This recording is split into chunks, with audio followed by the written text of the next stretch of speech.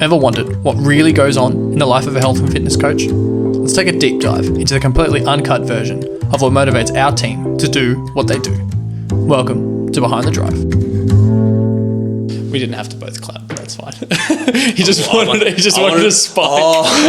Like in the movies. Like, yeah, that's exactly what we're going I just for. wanted to participate. That's all. No, honestly, it's made the start of the podcast work. How about that? So, welcome back and welcome to Scott. So we're going to have you on today and we're just going to chat about kind of your history, what you've come up doing and I guess where you kind of want to go in the future, physio, PT kind of combination, whatever it's going to be. And I'm looking forward to it because we actually have known each other for a little bit longer than just get going. Yeah, how about that? A few years coming up now. Me too, I'm excited to be here, Seaton. So talk to me to start with. Like, how did you get into health and fitness? What did you do? Cert 3-4, exercise science? How did it all start? Yeah, so coming in, I, just a bit like everybody, right? Played a lot of sport growing up. I always explain it as I played a lot of basketball. So I was good for like a domestic level, and then I played a lot of rep and I was just a stinker at that level. So I played a lot of sport growing up. Same kind of situation, loved running around, but had the injuries, went and saw lots of physios, had all the exposure to all those cool kind of things with injuries, getting your ankles taped. Also had lots of family members as well. Like my mum went in, she had a few conditions with like her back. So pretty early on had a lot of exposure, playing sport, going to the physio, seeing things like personal trainers as well. So yeah, that's kind of where my story started. And also like in terms of getting into fitness, Bachelor of Sport and Exercise Science, which was really cool. Went to La Trobe, did 3 years of that. And I also ended up doing my Cert 3 while I was studying, which was really cool. No one told me I didn't have to do that and I would just get that by virtue of graduating, which was really fun. A really good university system. We love it. We love it a lot. They love communicating with us. That's fantastic. But yeah, so I came in through the sports science route, graduated, and then I think it was towards the last year I was studying, I finally got the opportunity to start with Get Going, taking on personal training clients, and haven't looked back since. What an opportunity. I know, fantastic. So like, why'd you go to La Trobe to start with? Like, what was the decision process there? Yeah, well, it was a bit of a windy road. So I graduated in 2016, got an ATAR. It was all right, wasn't super happy with it, but I always kind of knew deep down that I wanted to go do physio, and I wasn't really sure how that was going to happen. Like in Victoria, you need what, like a 97, 99? Yeah, especially to someone like Monash, you go Peninsula, I think it's 95 plus or something like that for sure. Yeah, so I ended up with I think I said 72 or something. So I didn't know quite how to get there. So I started off and I just took my highest study score. So I went and did a year and a half of psychology at RMIT. Okay. Yeah, a few funny stories there. My last semester, I decided that psychology probably wasn't for me. I had an exam that was worth 50% of my grade. It was a statistics exam. Big chunk. The assignments were really easy. They basically, you came in and worked in a computer lab and they told you how to do it. So I was sitting on like a 93, 94 or something. Went into the exam, wrote my name, did the multiple choice and left because I had no idea. Hadn't been to any of the classes. It was a disaster. Did you do a nice pattern? Basically. Ended up getting, I think it was whatever I needed to get 53%. So do the maths on that, 9% or whatever on the exam. And then the following exam, I slept through. So that was the point I kind of had a bit of a sit down and thought, maybe this isn't the route for me. Not stimulating, some would say. Probably wasn't my best work that I was putting together there. So it took about 6 months off, just worked. And then I had just a big reflection. I was like, look, that's not it. I've always wanted to go on and do physio. Let's try sports science out at La Trobe. That was always kind of the original backup plan I had in my head when I was in like year 12, but Bundoora is quite far. I wasn't really sure how it was going to be feasible, but I just took a bit of a whim at it. I said, look, what I was doing to that point wasn't working. I'm just going to go do my 3-year sports science degree and see where that takes me, whether it's, go down the road of being a personal trainer, sport and exercise scientist, exercise physiologist. Yeah, you just wanted to get in the door first. Basically. So I just decided, I always knew that was kind of the route of where I needed to go. And then I just took the chance and here I am now. And what were you doing during your time of study, whether that's psych or... Yeah. Well, that was a different life, Seaton. So I was during when I was studying. I started at my first real job was at the Terminus Hotel down in Abbotsford, God's country. I started as a bussy, so one of those blokes that walks around with the big stacks of glasses, cleans up all the broken glass. How many could you carry? What was your max? I could. What was your max cups? I've got pretty big hands, so you stack like 3 there. Yeah. I reckon 20 on a good day. I was pretty good. I was efficient, and yeah, it's the fun job of cleaning up everyone's mess and all the nasty things people do at 3 a.m. Yeah, for sure. So I worked as there, progressed, ended up as bar supervisor. So worked there for maybe 3 years, I would have said. So a long chunk of my work life was working hospo. The late nights, 7 p.m. till 4 a.m. shift, graveyard. Which was really fun. Proper graveyard. Lots of character building experiences because it was in the heart of Richmond. I remember I worked 3 grand final days. All of them were 11 a.m. till 4 a.m. So do the maths on that. My final year on the roster, it just said Scotty 10 a.m. till he drops, and it was awful. The last year we did it was a fun time, but it was the first year we had an outdoor kind of kiosk thing, so we had to kind of actually physically pick up a 60 kilogram keg, carry it all the way uphill because we'd kind of reserved the street behind it. Untap it, tap it, spend 5 minutes changing it, and then every time you got close to being empty. Every hour or so. It was some seriously character building experiences. But I wouldn't be the man I am without it. Yeah. How else are you now skilled to carry your weights from your car to your sessions? And good emotional tolerance too. I've been yelled at. I was about to say, how many times? What was probably one of the worst experiences that you had? One of the ones I can tell. It comes to mind. I won't name the school, but it was a very elite Melbourne private school. We hosted their breakup dinner for staff or students. No, it was for the mothers. So it was all the mums from a very elite Melbourne private school. Yeah. No one behaved. I remember vividly one lady not making it till very late at all, to put it delicately. And we were just getting screamed at all night. I've never seen so many bottles of Moet get sold. we actually ran out of the entire champers in the whole building. That's it was crazy. Something from out of this world. It's impressive. Sometimes you got to blow off some steam, apparently. Yeah, well, I couldn't afford it. So if you can do it, spend it. 100%. So you went from hospo straight into PT? Because you were working, what were you doing, job-wise between then and working with us now? Yeah, it all crosses over a little bit because I started, as you would know, I only had my Cert 3 for a period of time. So I couldn't train individual clients, but I could train group clients. So we had this bit of a predicament where I was bartending for a little bit. I was working at an F45 and crossing over. So there was one night where I finished at 4 a.m. it was 2 a.m. and then I had 5 a.m. started at 45. On the Sunday? Yeah, that was fun.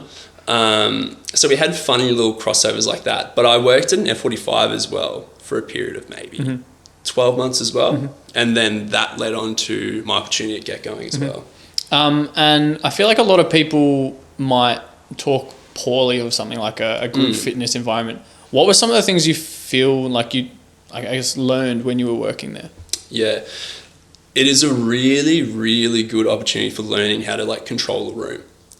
Your first couple shifts are pretty hectic because you just rock up and then you're with one other person and then you've got a room of 24 to, I think it can be max is 40 something, yeah. Was our capacity. So you learn really, really quickly how to just kind of captivate everyone's attention. You have to come out of your shell really, really quickly, which is big sink or swim. Yes, big sink or swim. And that's a lesson a lot of people, I'm not sure how quickly you get that, but in fitness, that's a big one. You have to be able to relate to people. And it's just even those small things of you learn everyone's names. You had to remember everyone's day-to-day business when they come in the next day, how was it when they walk their dog or when they had their car service or things like that. So it was actually a really, really good opportunity to learn how to be a people person. You get so many coaching reps talking to different people, learning different experiences. So you're right, they F45s and body fits, they do cop a fair amount of flack. They cop serious stick, and I think some of it is justified because maybe the business model doesn't promote the most sustainable change long term. It's quite reliant on always attending that class, and there's no like real flexibility in the approach of fitness. But if they've been around for so long, surely there's some positive. Yeah, exactly. Because you do question that, because you like, there's sometimes, especially in some of the more affluent areas, when I drive through like a Hawthorne or a Camberwell, there's people lining up on the outside of the street to get in. So they have to be doing something right. And like the same thing, the trainers that work at F45s and group fitness, I feel like they also cop a bit of flack, because it's like, you know, they're not doing their own programming or they're not doing X, Y, Z, but they also have like their own really good personal set of skills that not all personal trainers have, in terms of, as what we were talking about before, like capturing a room and being able to relate to everybody. Those are like the hard things to learn as a personal trainer. It kind of has to come quite naturally, or you have to be just thrown in and just literally sink or swim. Yeah, unfortunately you can't read about that one. Oh, you can't? No. Yes. So you have to make your mistakes and learn from them and go as you go along. Yeah, so what was the difference then, I guess, taking an opportunity with someone like Get Going, where you're training more face-to-face, one-on-one? Like, what was enticing about something like that? By the end of my tenure kind of in group training, I was really excited to kind of take my own reins, like have my own clients where I have kind of the control of the situation. That was kind of what I was lacking a little bit, in the sense of like, I didn't really have much opportunity to do the programming or impact the clients in the way I would have liked, the things I thought could help. So that's what's really exciting about a Get Going, is you get your own client list, you talk to them, you make your own... This is not an ad. Oh, well, it can be. You can snippet it. But you form your own relationships, and then you implement your methods and the way you think they can get to their goals. And that's not something that you can always access in other settings. Because as we were saying before, like I knew you beforehand through friends of friends, like growing up, same primary school, same high school. And then like I reached out as to give you a potential opportunity. What do you think like sold it in that? I think it was like Christmas Eve or Christmas... No, it was Christmas Day. It was Christmas Day. Yes. So trainers that Get Going work pretty hard. Yeah. Yeah, kind of what I was talking about before. I was just ready to go. I was looking for the opportunity, because we spoke about it a little bit before, but we had a bit of a gap between when I could only train group and when I could train individuals. And when those two periods kind of came together and I was able to train my own people, I was just excited, and I was just looking for the best opportunity that I could. Going back to selling selling the vision. Come join us. Basically. So what were your first couple of clients like? I know who they were, but like tell us what the transition was like there, going from, again, group fitness to one-on-one. What were some of the biggest issues that you kind of ran into to start with? Yeah. Well, first of all, I'm really lucky. The first, I'd say 3 to 5 people I took on from Get Going, I still have to this day, like two and a bit years on. But in terms of like struggles, there's not a whole lot I can really talk about, because we had a really thorough kind of onboarding process. I got to meet the clients as well, and all of the first 5 or so I had, touch wood, were just so easygoing, the nicest people you could ever meet. So it really gave me a good chance to kind of explore how I would grow as a coach, how I would implement things. Education as well is a big one. And yeah, building those individual one-on-one kind of coaching reps as well. So do you think it was just luck, or do you think having all that experience before, maybe even hospitality experience, helped you relate to people a little bit more? Yeah, I want to be a cynical man and say luck, but there's definitely an element of, I've worked a lot of jobs front-facing people, and like when we have issues where we have to like de-escalate a really drunk person or I guess work the room in an F45 session, those things all kind of come together and you learn how to adapt to different situations. So it's definitely a bit of both. I will admit there is an element of luck to it. Make your own luck. Less those clients. Make your own luck. Yeah, everyone. You have to send this to them now. You've given them so much praise. Yeah, 100%. So then, moving on from, I guess, Get Going now, you've been studying physio for over a year and a half now. Year and a half. So about 6 months to go, roughly. And how are you finding that? Yeah. It's been a process. I started doing my masters of physio after I'd moved out of home. So boy, there've been some road bumps.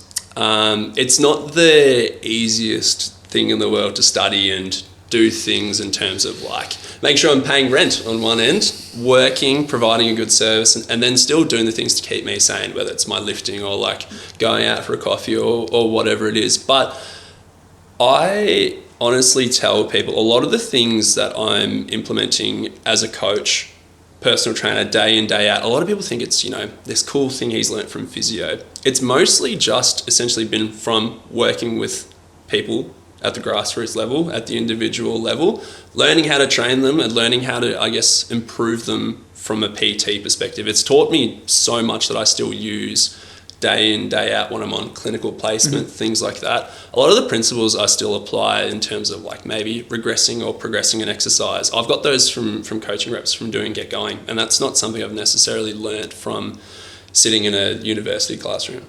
What about when you compare, it's hard to compare yourself to other people in the cohort, but those that maybe haven't got that exercise science background or exercise prescription or training background? Yep. How do you kind of match up? Are they struggling with specific things compared to yourself? Like, what is that like?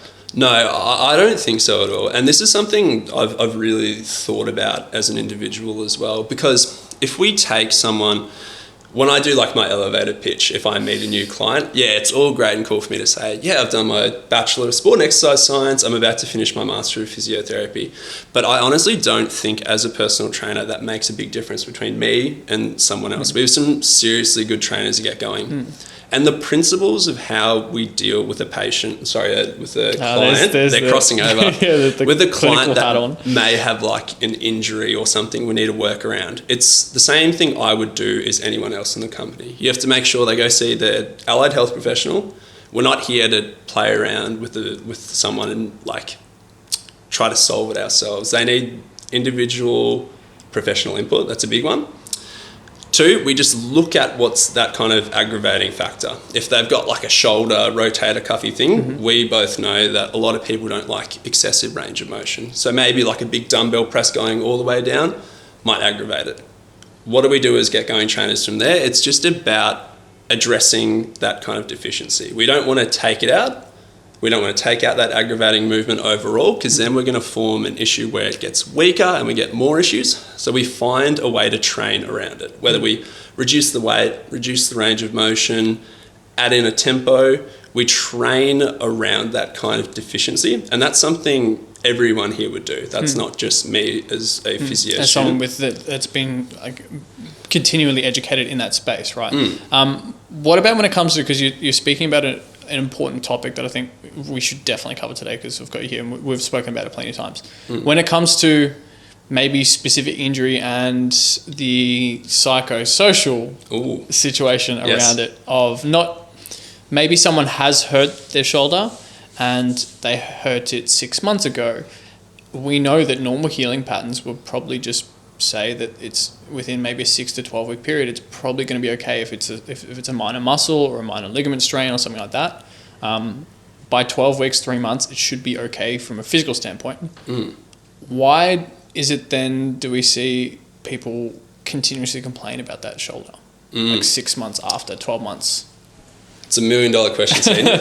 I'll do my best to endeavour to answer that. So there's a few things that go on. One thing we always talk about is humans, we are biopsychosocial people. So what that means is, for a long, long time in healthcare, there was a biomedical approach where people would say, like, you've strained your calf. You as a person just need to do some calf raises. You just need to do some rehab and then you'll be fine. And in a very simple injury that might be acceptable, maybe, but human beings are really, really complex. We know as we grow up, we have lots of life stress. We have things going on with family. We have work. We have maybe rent issues with inflation. There are all these kind of stresses that go on in life. And for a long time in healthcare, that was kind of neglected and put to the side.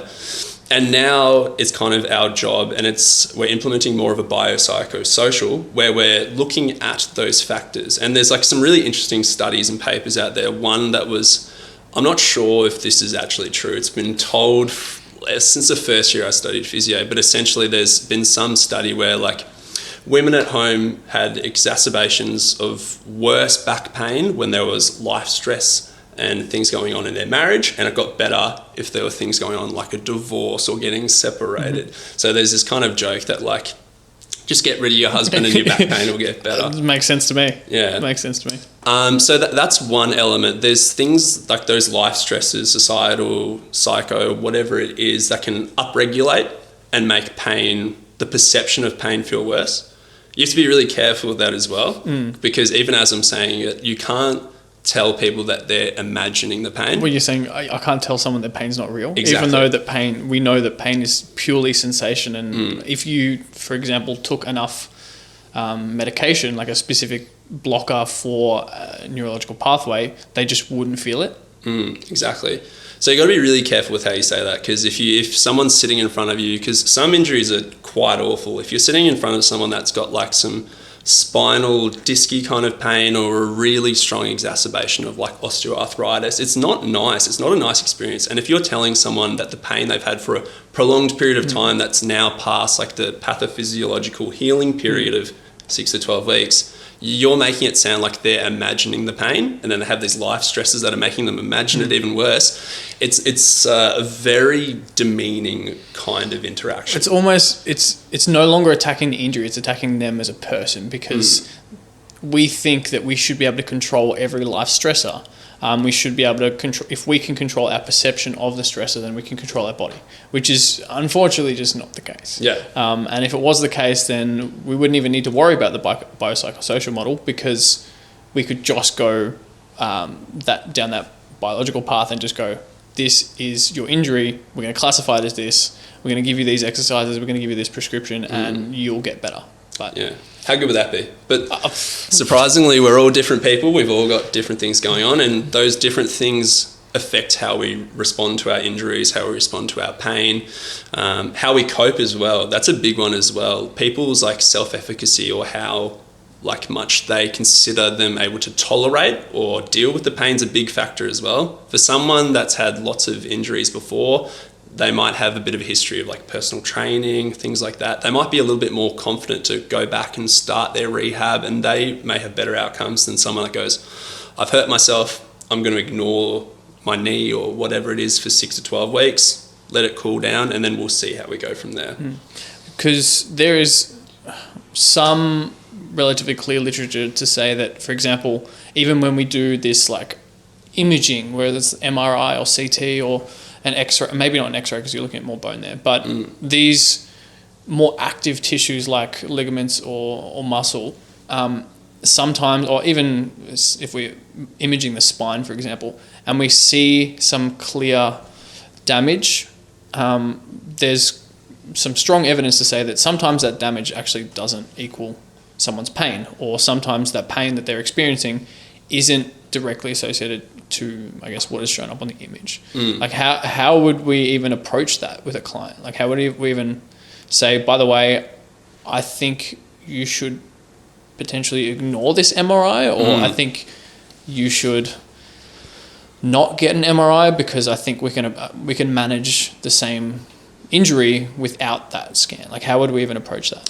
Yeah, and that's another tricky one, but it's very similar. Like as you said, there's a bit of a push at the moment for things like scans with back pain, because as we're kind of talking about, pain is so complicated. Just because we see something on a scan, some sort of abnormality, providing it's not something incredibly serious. And like there's no inciting event. Like you didn't fall down the stairs. Exactly. Now your back hurts. It's like your back pain's just come up. Correct. Across 6 to 12 weeks of just, it's now sore and a little bit more and more and more. Yeah, something like that, it's really difficult to tell whether there's something on a scan, whether that is directly correlated to the pain. And I think that's an issue. Sometimes people that have like issues with their back will go on to get surgery, and based on that deficiency that's seen on a scan, and they may not have the best outcomes afterwards just because that might not have been the thing that was causing the pain in the first place.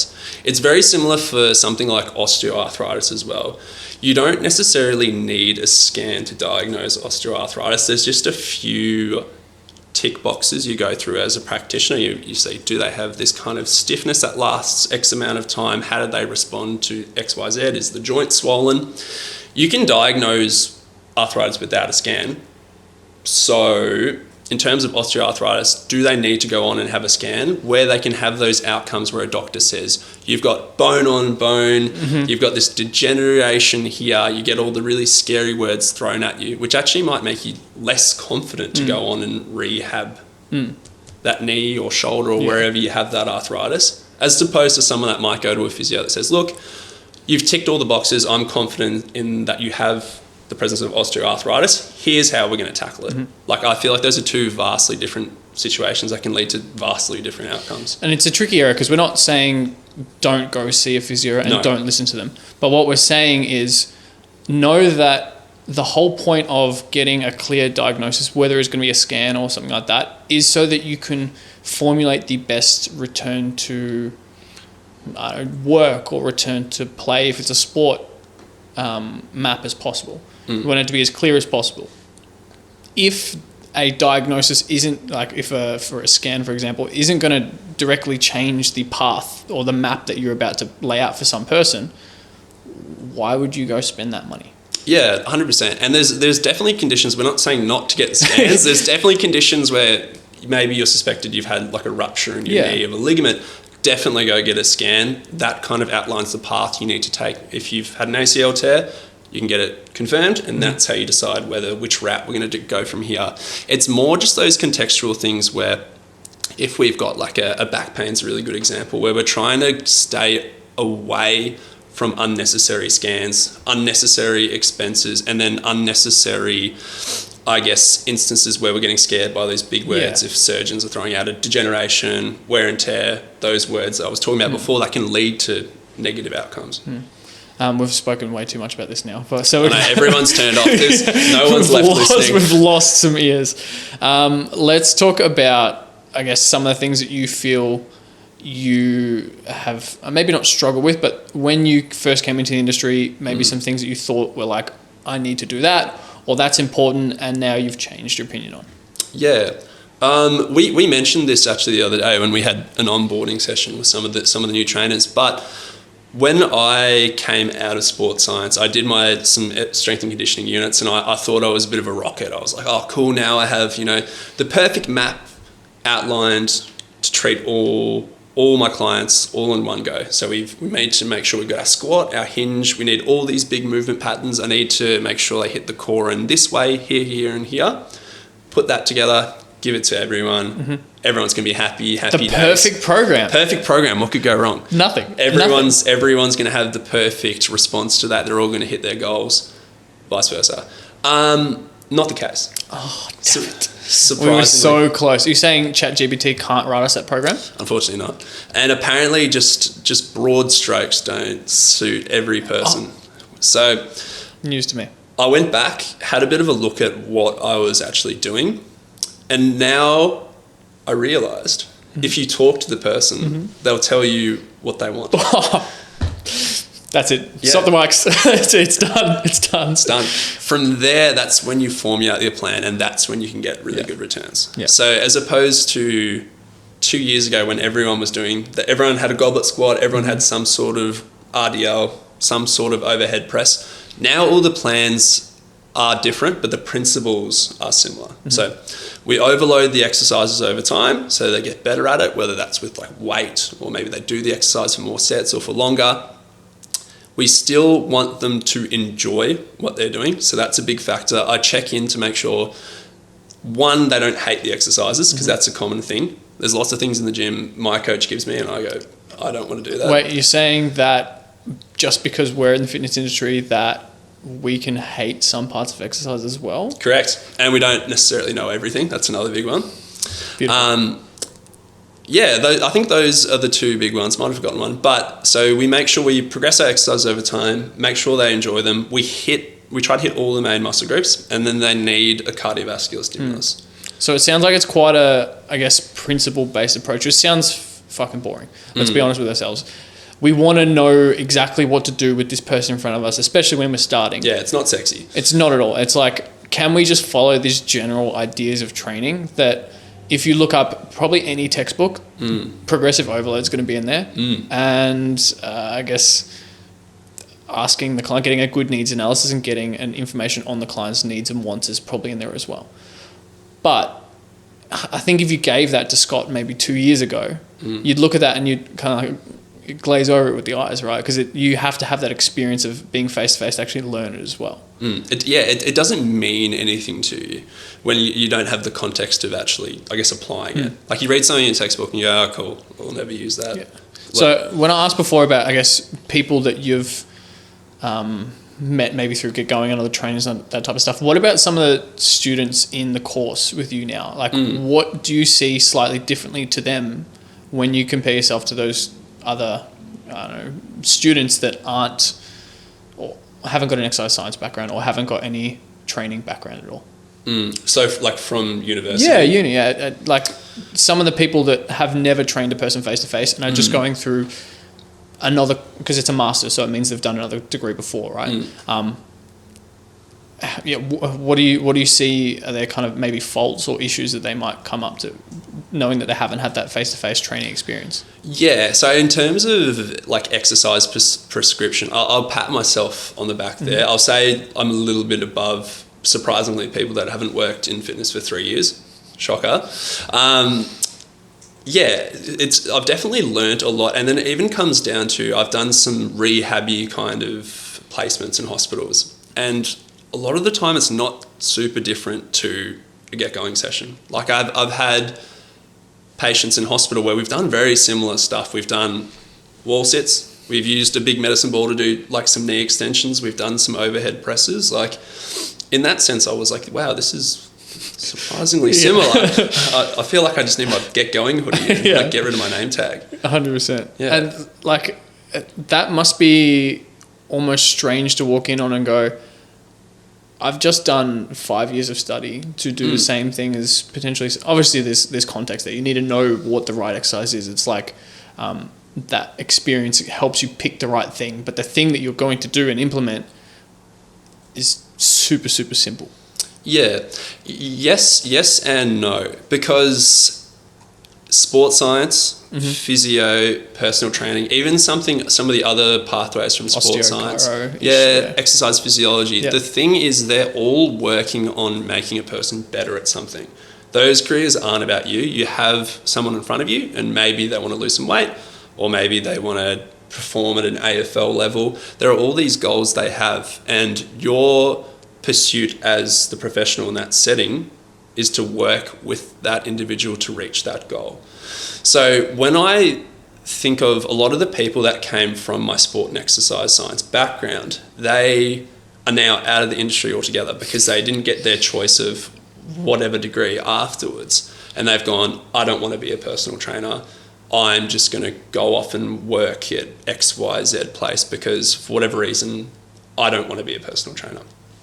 And I think that is a really missed opportunity because if the goals of a personal trainer, you have someone in front of you, maybe they just want to get fitter, maybe they want to reduce some pain they have in a specific exercise, they have these goals. If you don't get the satisfaction from making that person better in that pursuit, you're not going to be happy just by changing the job title and going from personal trainer to physiotherapist to exercise physiologist. Whatever level we're kind of, if we were going to rank them, for sure. Exactly. So when I still do my personal training sessions, those goals are just as important as any other goals. And maybe there's a slightly different hat that I have to put on to go, okay, we're not looking at, this specific muscle fiber or considering this pathophysiology or whatever jargon I can throw out there, make myself look smart. But it's about making the person in front of you better in whatever aspect that they want to improve in.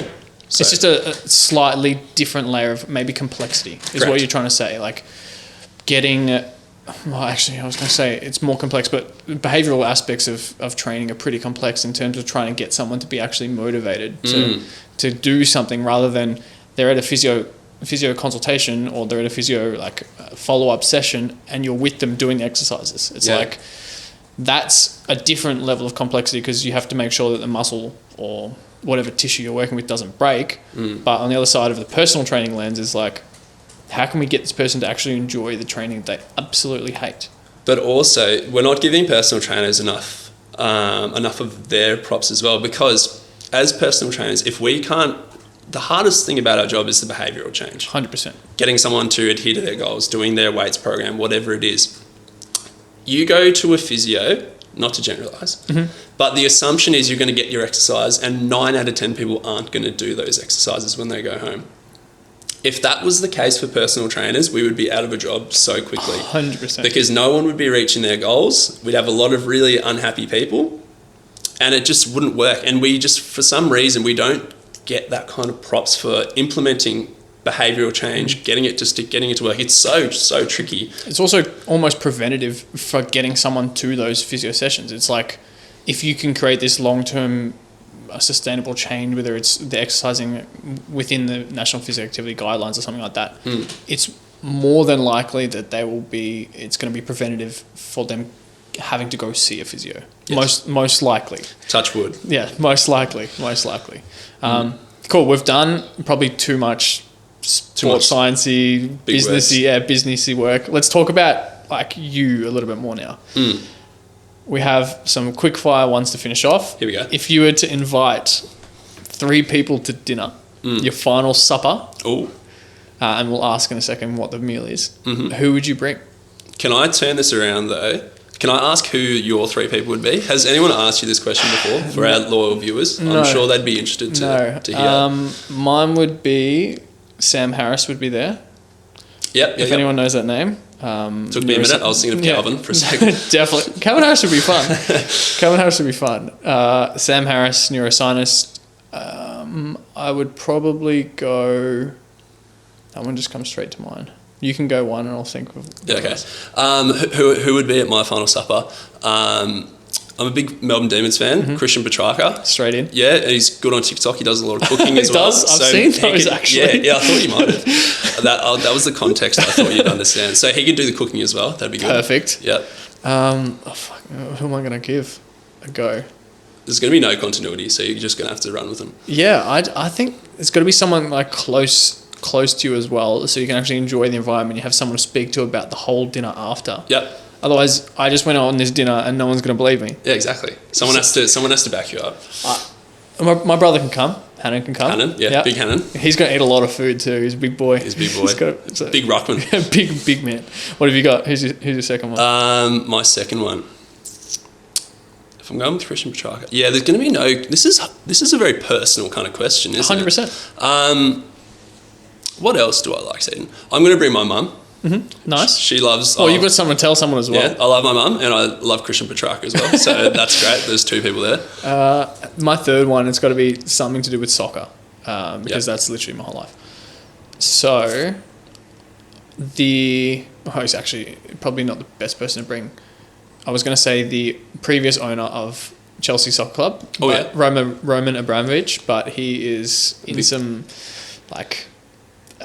Russian war issues, so I probably wouldn't bring him. He's probably a bit busy. Yeah, he's definitely busy. So maybe someone from the current Chelsea squad, just to have that involved. Not in active war, cool. Yeah. Last one, I'm going to go academic as well. Jared Powell, shoulder physio. It'd be a good conversation. Yeah, he's my favourite person in the industry, so he's going to come. Going to learn a bit from him as well. He's purely remote now as well, isn't he? Living... Yeah, I don't know how I'm pretty sure he does only teleconsults. Yeah, I'm going to struggle doing face-to-face consults, and he does them in front of a computer screen. It's just madness. Impressive. Very impressive. Last question is on that. What meal do you have? What are you ordering? You're allowed to have an entree, you're allowed to have a main, and you can have a dessert. The main can be broken up into 2 parts if you wanted it. Entree. I thought the first part was hard enough, Seaton. We're going to go Italian. Okay. I'm a sucker for a pizza, so I reckon we'll do that. We'll do that as the main. You're having garlic bread at the start then? Yeah, see, that probably makes sense, but that's a lot of bread. That's a lot of bread. That is a lot of bread. You're going thin crust or you're going a thick crust Let's pizza? go thin crust. Yeah. If we're going 3 courses, we're not going to be silly here. Get like a deep dish. Entree, yeah. Oh, yeah. I guess we're gonna have to go garlic bread. I guess that makes sense. That's pretty good. Or what's the toast with like the tomato on it called? Oh, yeah, I know what you're thinking. Everyone knows what we're thinking. They're yelling at their iPhones right now. Yeah. And then dessert, like a bit of like I wouldn't mind it like a creme brulee. Go a bit bougie. Burn it with a torch. Yeah. Yeah. Nice. And what are you having in hand? What's the drink? Oh, in it. Oh, I'm not. Glass of red wine with it, or are you gonna have a beer? I'm not a massive drinker. Like just like something simple, like a Coke Zero. Okay, Coke Zero is pretty good. Yeah, so that's just the most 12-year-old dinner you've ever heard. He's getting garlic bread, pizza. He's getting hang out with a footy player. What a dinner! Yeah, shocking. Well, thanks for coming on, Scott. Hopefully, people know a little bit more about you now and can understand how the complexity of the fitness industry works in all layers. Yeah, my head's still spinning. It's fine. Been a pleasure. Thank you. Beautiful. Cheers.